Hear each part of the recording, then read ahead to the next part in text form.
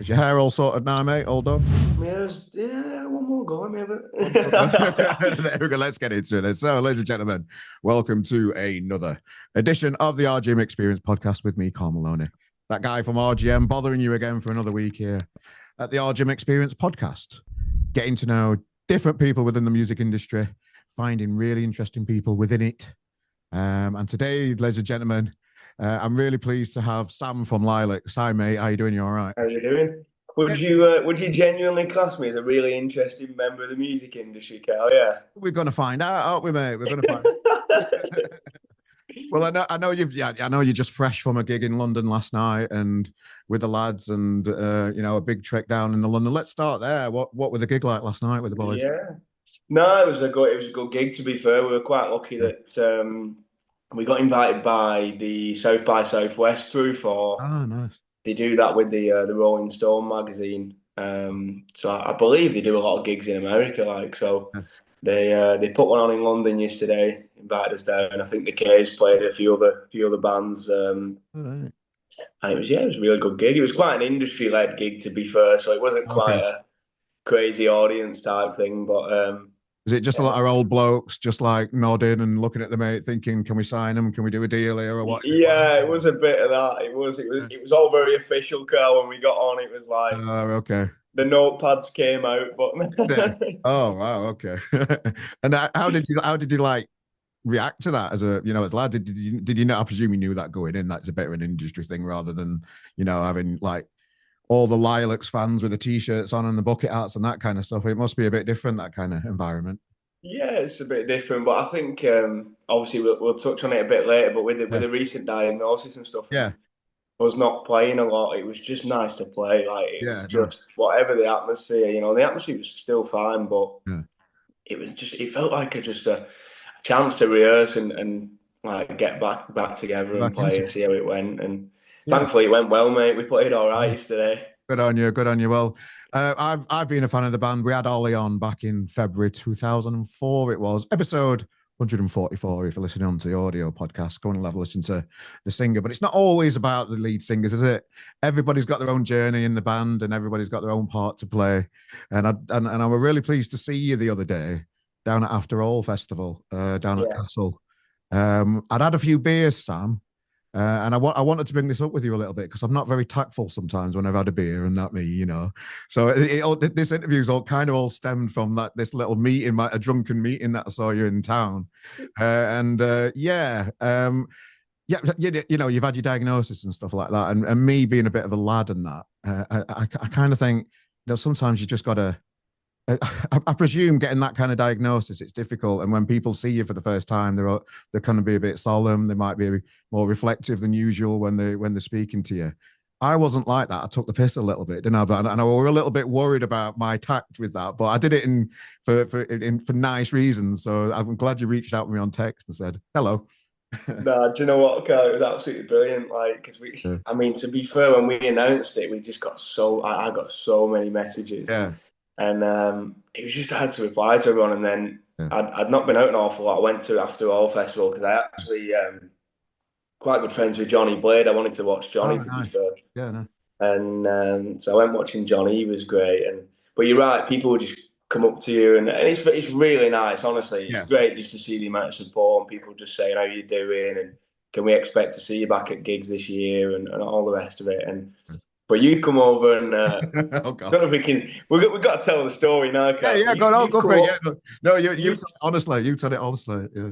You've come over and you just started having a bit of a chat, and you actually started a little bit with the softy kind of how you doing? Has everyone else been asking you all of this? And I was like, well, they have, to be fair, Carl. Yeah. And you went, right, hang on, I'll go up and I'll come back and I'll try something different. You walked off. You walk back over. Can we swear on this or not? Yeah, of course you can. Yeah. And he goes, how are you doing, Sam? You TWAT? And I go, I can't. And it just got me so surprised, but it was so funny, mate. Yeah, I did worry about that. So when you text me after to say hello and that, and nice to say a quick hello and that, I thought, because I've got a bit of, I don't know, I'm just a bit of a mad bastard sometimes when I've had a beer, and can be little bit over familiar. So I'm glad you took it in the jest it was. I was just trying to, you know, just have fun a bit, you know.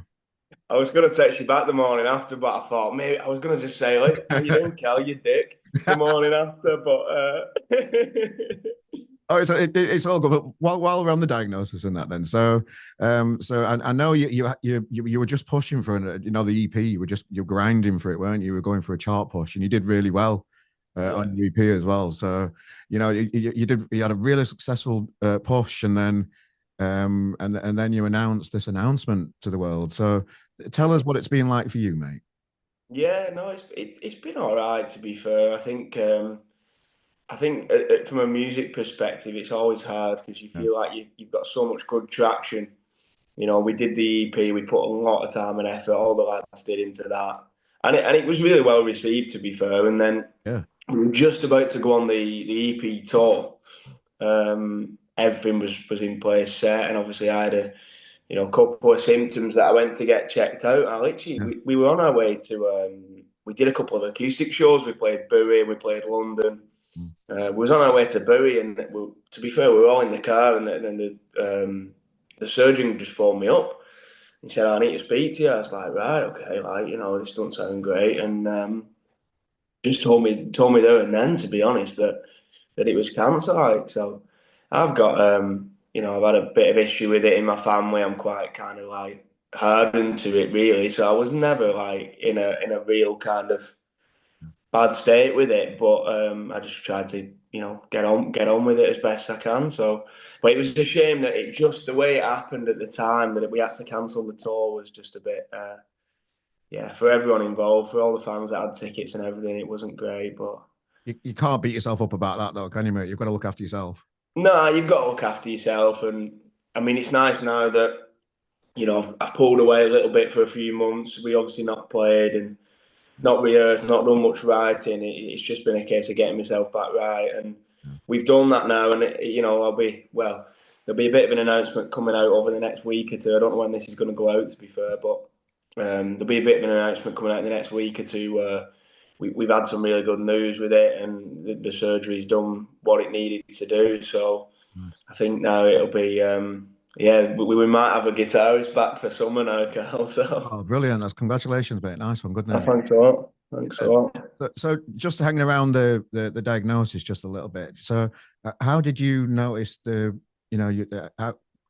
what did you feel? What, in case anybody's watching this that, they've not had a feel around the bollocks for a while.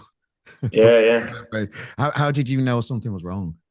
No, do you know what? With me, it was a little bit different because I had this conversation with the surgical team and stuff, and usually it is just people find a lump and something that's a bit different or whatever, and but with me it had actually kind of like done like a burst and caused a bit of a Oh, like an internal bleed type thing. So I literally just I was actually walking around the Trafford Centre. Never going back that place, by the way. Bad yeah, luck, tell you now. But I was walking around the Trafford Centre and yeah, I just started getting all the pain. And yeah. by the time I'd got home from there, it was like 4 times the size, mate, like a bloody tennis ball. Oh, wow. Okay. So it didn't go well in that sense. But nah, the guys at Wigan and Christie and all of that got it sorted pretty quickly. So they're fantastic. So you were actually with the lads then on the way. Oh, you were with the lads when you told them that, you got when you got the call then type thing. So that, I was, yeah, we was all together, and yeah, everyone were really supportive. We're all really good mates, as you know, and yeah. it was fine. Oh, nice, nice. Well, congratulations. It seems like things are on the mend, mate. It must be a big relief for yourself, your family, everybody involved, really, for you. Yeah, it is. Now I can get back to doing what we want to do, and yeah, Yeah, cancer free. yeah, because you did mention for a little bit that somebody else is going to be taking over the guitar for a little bit. So I presume that's just that was a while ago, weren't it? That when you were talking about those type of things with the band, just trying to keep the band going. You get yourself sorted and then join them back again on the road as and when. Yeah, I mean that was the plan. I think we thought that the treatment plan as it goes would be longer than it's been. And Yeah. we actually did start rehearsing a little bit with a deputy player who really nice guy and good player as well, to be fair. And we would have just Not too good though, eh? You don't want them to be too good.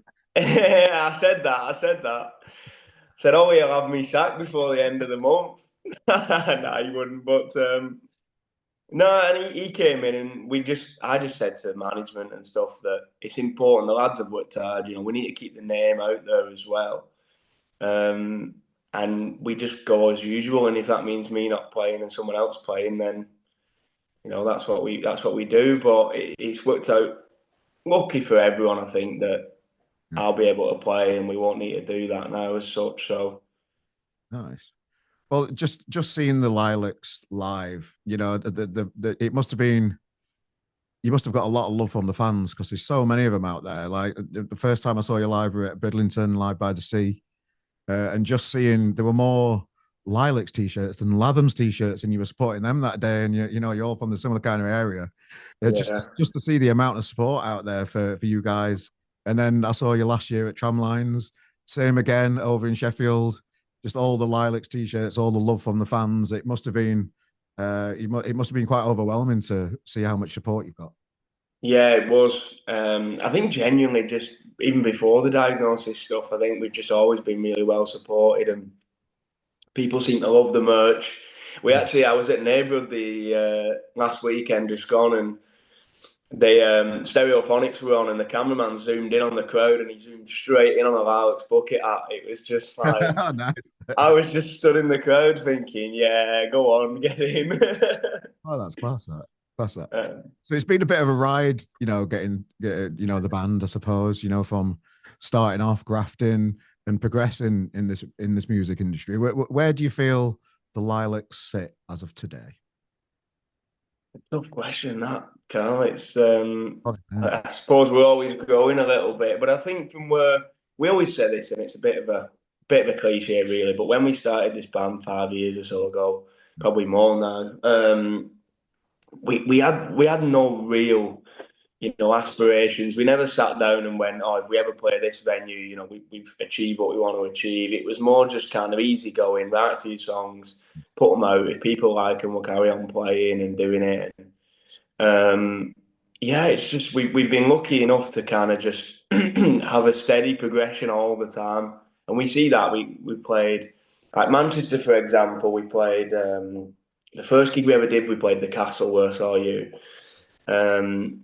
And then we moved up through the venues, Night and Day, Deaf Institute, onto Gorilla, onto the Ritz, and then obviously we've just announced the Academy. So there's clearly progression there. People want to see it, so it's just how we keep that momentum moving, and we'll keep trying. We'll keep putting tunes out, and we are lucky in Manchester to have those venues, to have the progression as well, aren't you? I don't think you've got that apart from London anywhere else in the country, really, just to have all those different levels of venues that you can progress to. And then after that, is it Apollo and then Arena and all that kind of stuff? And I don't know. We had this discussion last night. I can't say for exact, but we was with our agent last night discussing the next step, and I think everyone would love to do Castlefield Bowl. I think that's the one we want to do, but we can't rush it. We've got to stick to the plan. Stick to the plan. Stick to the plan. Not get too excited. We still get genuinely like that feeling when you put a show on sale, when you think, oh, is anyone actually going to buy a ticket? We genuinely still get that feeling, like that never goes away. It's lovely that. So let's rewind a little bit. Let's zoom out, as Louis Theroux says. I'm trying to get better at these things and be more descriptive with things. So let's rewind to when Sam first started off in music and first started getting into it. So talk us through your journey into music from being a babby to where you are now.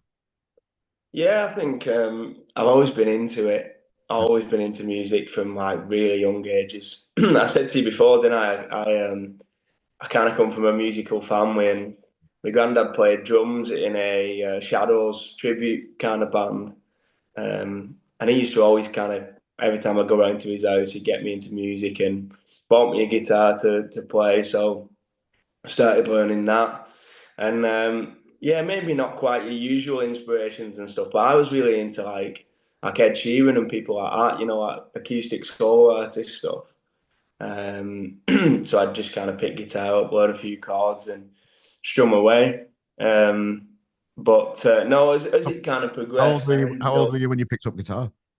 when I picked up guitar, probably about 7 or 8, probably about 7 or 8. So what's that? 25? Yeah, 18 years or so. Where's It's it a gone? long time.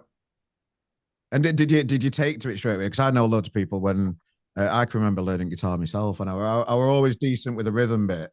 I can play a bit now, but that's just for from being in bands and that over the years. But like I can, it's very difficult to get to a different level on guitar unless you're like naturally tuned to it. I think. How was it you? How was your experience picking up this instrument and getting involved with it? Yeah, pretty decent. I spent a lot of time. I mean, I had a few lessons when I was younger, but I spent a lot of time just learning myself. Mm. I'd always pick it up every day. Like I'd pick it up, just jump on like YouTube and look at bits of like chord tutorials and stuff like that, and just try and play. And it seemed to come pretty naturally, really. If I'd say so myself, like it.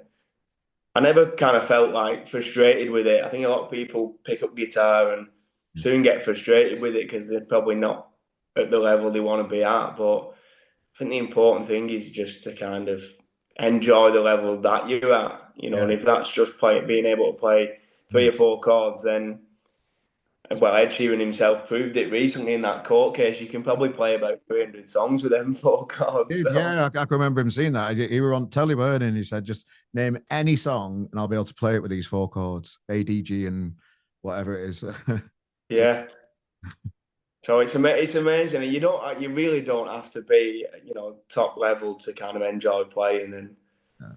so I'm definitely not top level, and I enjoy playing, mate. Good, good. Well, I can see a little. Is that a drum kit behind you, dear? It is actually. I've got a. Do you want me to do a little pan round? Yeah, let's have a look. Really embarrassing because I've got my own picture up on the wall there Oh, actually, I mean, but oh, nice. There we the go. drum kit there, So every parent's nightmare, then I presume. and then there's about 4 or 5 guitars there if you Oh, can nice, see them. nice I have collection building up there. I have my own little music room as I call it in here. All right. So every parent's nightmare then with that drum kit. Oh yeah, I used to have an electric one, so the neighbours didn't hear. And then as we got a Uh, little bit bigger, I thought, yeah. nah, rock and roll, get a Um, proper one in. classmate, classmate. So you picked up the guitar, age of 7. What were you like during your school years and that kind of stuff? Were you one of those musical weirdos that people thought, oh, he's one of them? Or were you into different type of things as you were growing up as well? And talk us through your relationship with music and progressing through school and all those things. Yeah, I think when I got to kind of early teens and stuff like that, getting in like through high school and stuff, we were always I was really kind of determined to play as much as I could, but in a live setting as well. Yeah. Um, and it all started basically. I used to play cricket at a local club, and every year they do this daft like competition where it was like a talent competition. It's a bit of a wind up.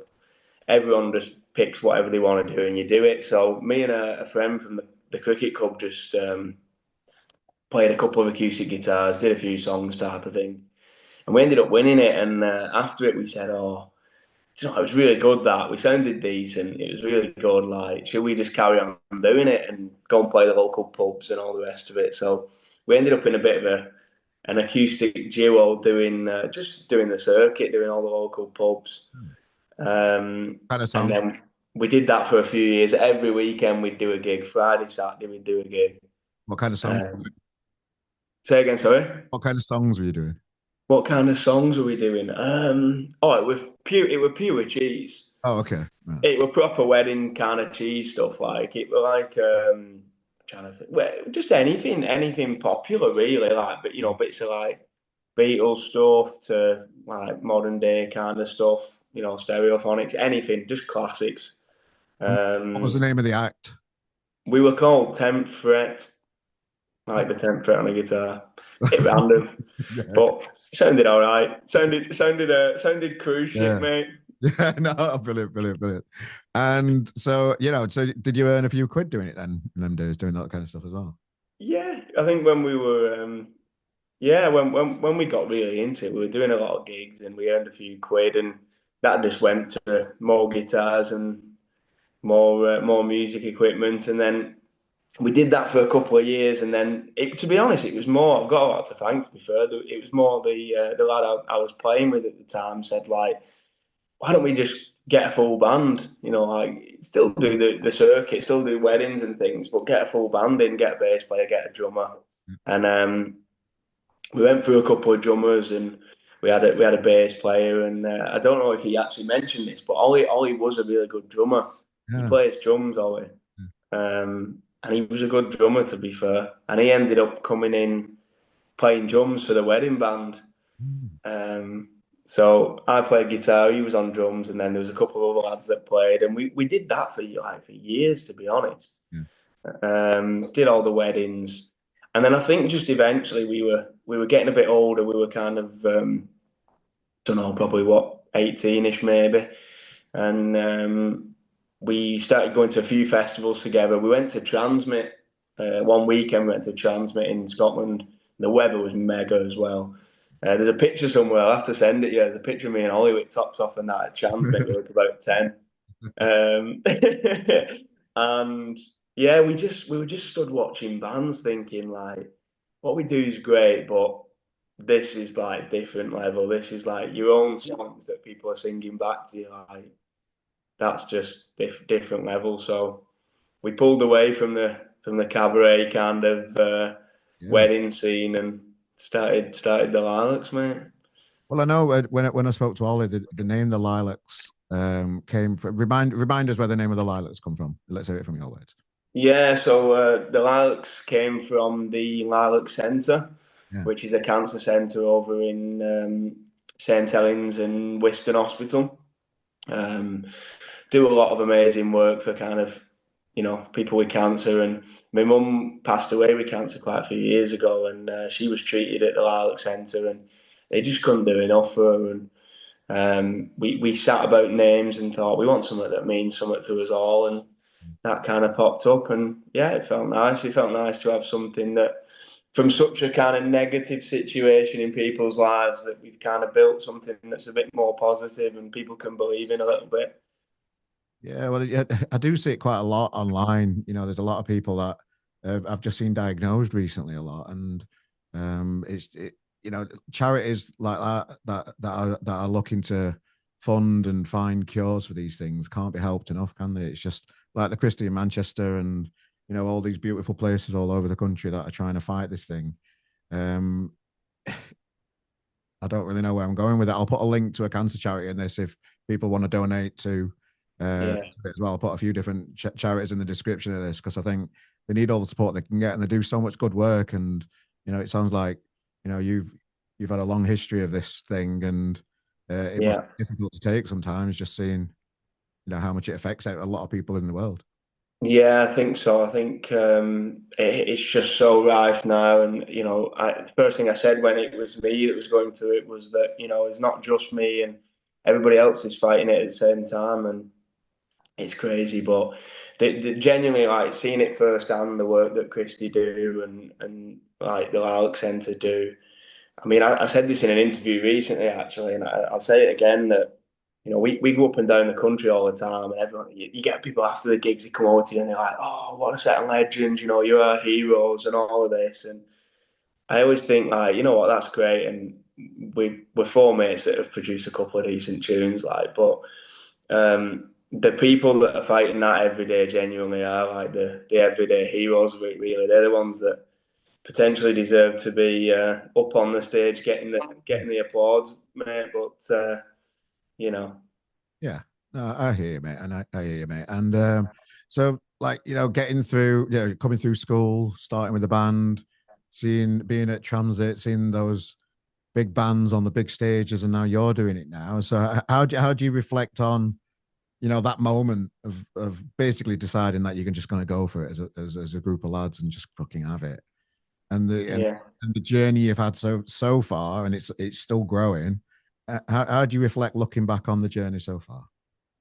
Yeah, no, it's been brilliant, absolutely brilliant. It's from that weekend when we thought, you know what, we want to do this. We want this to be us in so many years, and we probably never thought it'd happen. But it's amazing now because we actually like when you go as somebody watching music and you think like, well, what are the venues I've been to? And we looked at it and we thought like, potentially Transmit we haven't done yet. That's the one we'll return to at some point. But just other venues, I always remember watching. We watched Simply Red and Paul Eaton and Jackie Abbott at the time doing Scarborough Open Air Theatre. Yeah. And then a few months ago, we got a call, can you support James at Scarborough Open Air Theatre? And you think, like, I stood in that crowd, like, I genuinely stood in that crowd 2 years ago. And now I'm on the stage on the other side of it. It's like, that's amazing, that, you know. I always try to, because I've been lucky enough to go backstage at a couple of festivals. I'm always trying to find somebody that can describe how magical it is behind the scenes at a festival, because I've been there before and been quite disappointed. It's sometimes just a couple of portaloos and some drink somewhere, and it's like the magic isn't behind there. It's the magic is in front of the stage, isn't it? Oh, 100%, 100%. And it is Funny important. things We always very good, chat but a lot, me and Ollie, about like just yeah, going watching other bands, just because we're in a band and we see the other side of it, like, we should just go as fans as well. And we do. Like I say, I went to Neighbourhood the other week. I was just yeah. stood out in the crowd and it was brilliant. And I come away and I said, oh, we should do that. We should do that. And I picked up so many different things that other bands were doing that would be great for us. But just away from that, just on a personal level, just to watch bands, it really lights the spark for you all the time, doesn't it? Going to gigs.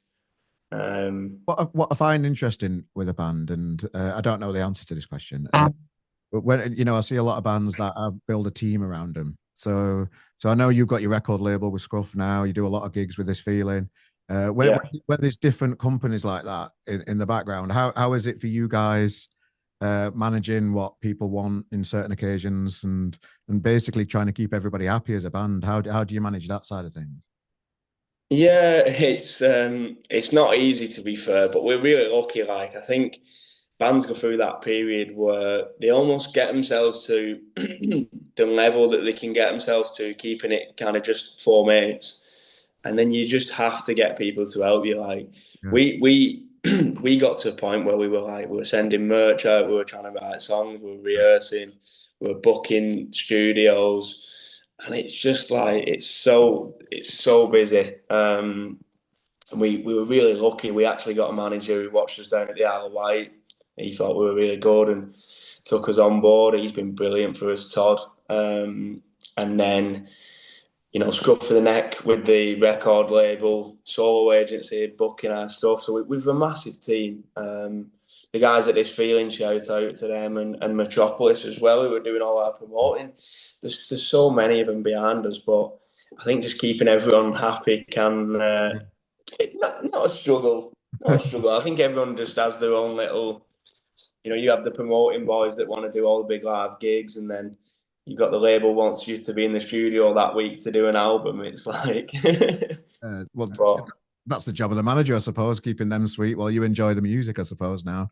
it's the job of the manager. And I think when you're lucky enough like us to have a team where they genuinely believe in the artist and let the artist kind of guide it, you can kind of just make your own decisions. And I don't think for 1 minute if we said to any of them people that, oh, we want to do this or we want to do that, they'd go, well, no, you can't do that. It's like, well, okay, we can make that work, but you might need to do that then. And Mm. it's very artist led, and that's how it should always stay, really, in an ideal world.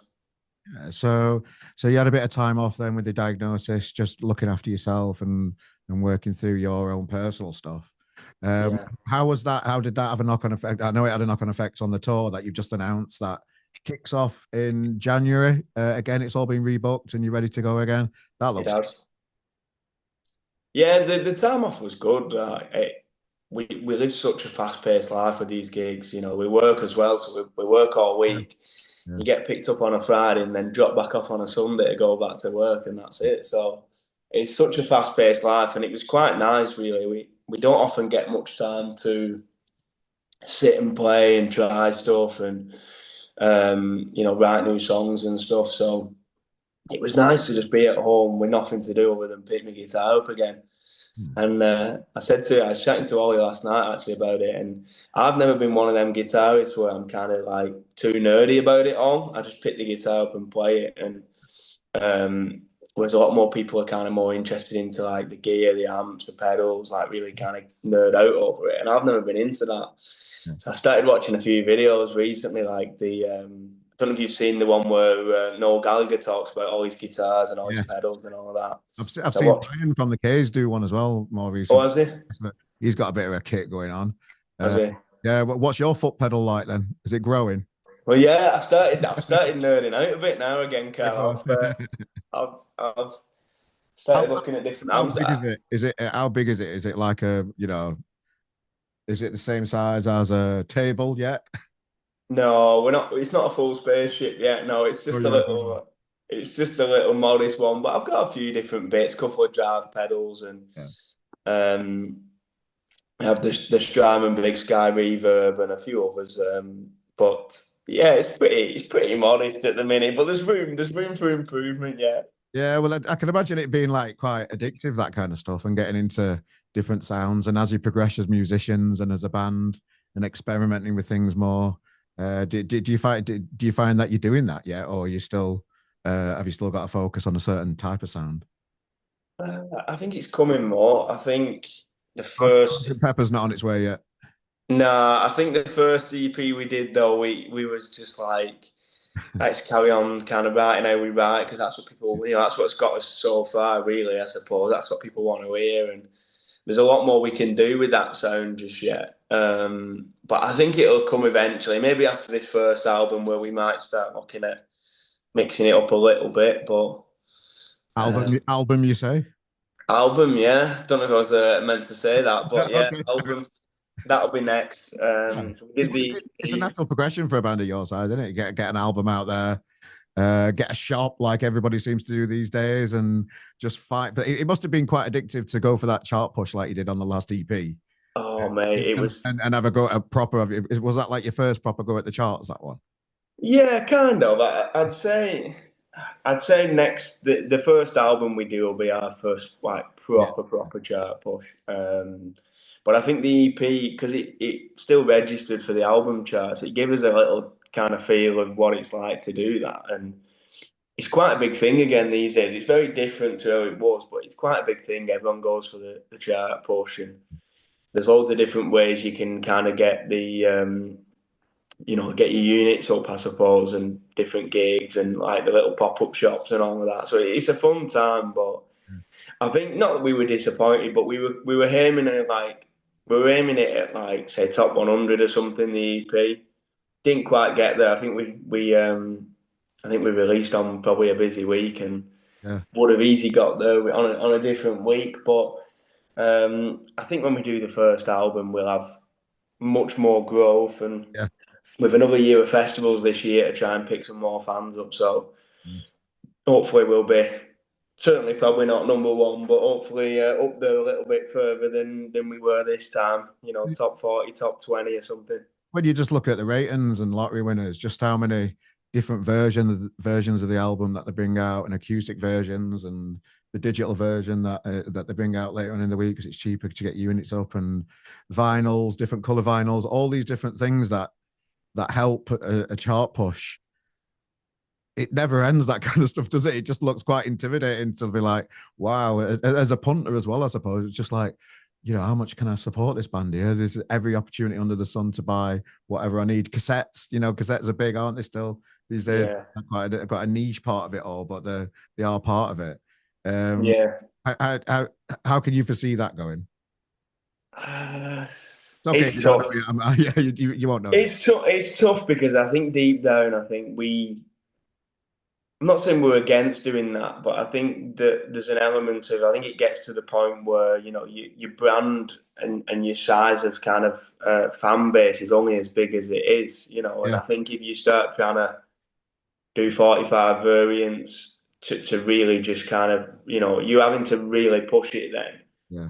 Are you potentially a number one band, or are you kind of, number 10 band that's just Yeah. putting every last bit out? But that's no disrespect to anyone that does that at all. I can see why, It's and everyone clever. wants It's, to it's be marketing. It's business, isn't it? 100%. Music business. Everyone, go on. Sorry, mate.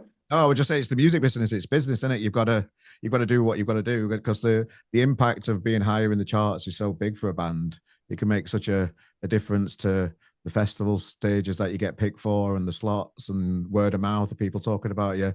All that kind of stuff is invaluable as a band to progress to the next level, isn't it? Yeah, and I think like I think beyond just the business element, I think it's easy to look at it and go, oh, the bands are trying to make loads of money or whatever. But I think it's just the fact that it's that big of a personal goal for people. Yeah.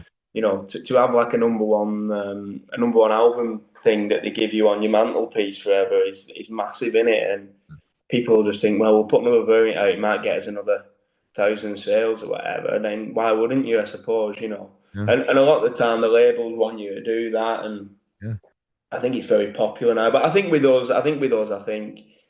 I can foresee us, album, maybe an odd couple of variants extra. Keep it pretty modest again, and just see where we go with it. Hopefully our fan base grows to the point where we can have a respectable attack at it, and yeah. What generally happens there? Because festival season is upon us, my favorite time of the year. I love it. So, like, what kind of reaction do you see as a band when you're getting towards the end of festival season? Is it just a general steady increase in your social numbers or people streaming that kind of stuff? Do you have metrics to measure that kind of progression after like a festival season? How's it work? Yeah, we do. We do. I mean, in terms of like Spotify and stuff, you can see how many people are listening to you and bits of stuff like that. But I think festival season is the most exciting for growth as a band. The festival season's massive because I think when you do your headlines, people who already listen to you and know you come and watch it, or if you support another band that's more than likely similar to you. When we supported Lottery Winners, real good friends of ours, great band, but I think a lot of their fans will still be our fans as well. Yeah. So Yeah. you don't always you pick up some fans, but I think festival season is a real mix of people of all ages, people of all different genres that they like, and there's a real opportunity to just pick up loads of different new fans. So I think we see the biggest growth through festival season. Yeah. Yeah. It's an Um, exciting time. So what's coming up over the summer then? Talk us through where you're gonna be oh, and all that stuff. loads of stuff. We've got I have to remember them all. We've got our White Festival. I'm not saying that in a big headed way. I Oh actually no, yeah, forget no, now. it's a lot, yeah. I just get a text on a Saturday morning saying we're going here. You need to be ready for 9:30. Okay. That's it. Um, but no, we got our White Festival, so that's a big one. We play the Big Top. I don't know if I can say actually. It might be a bit of an exclusive. When's this going out, Carl? Monday. Monday. All right, maybe not. But Okay. there may be Some a announcements bit coming. of a what? Some announcements coming up. There's going to be announcements. There may be a potential TV appearance at the Isle of Wight Oh, nice. potentially. Nice, nice. So we might be able to watch our set. Well, what I'll do, Sam, to not get you in the shit, I'll put a link from your website on the description of this so people can see all the list of gigs that you've got. I don't want to get you into trouble, mate. That's all. Yeah, no, it's all right. But yeah, Isle of Wight, and then we're supporting Sting, aren't we? I Oh, stuck to nice. that. Oh, wow. So we're supporting Sting. That's coming up in a few weeks. But yeah, you'll be able to if you link them to the website, you'll be able to see all the different gigs that we've announced because I'll Yeah. end up announcing a lot of gigs that haven't been announced. And Yeah, that's fair enough. So, yeah, I forgot about the Sting thing. So, how did that come about?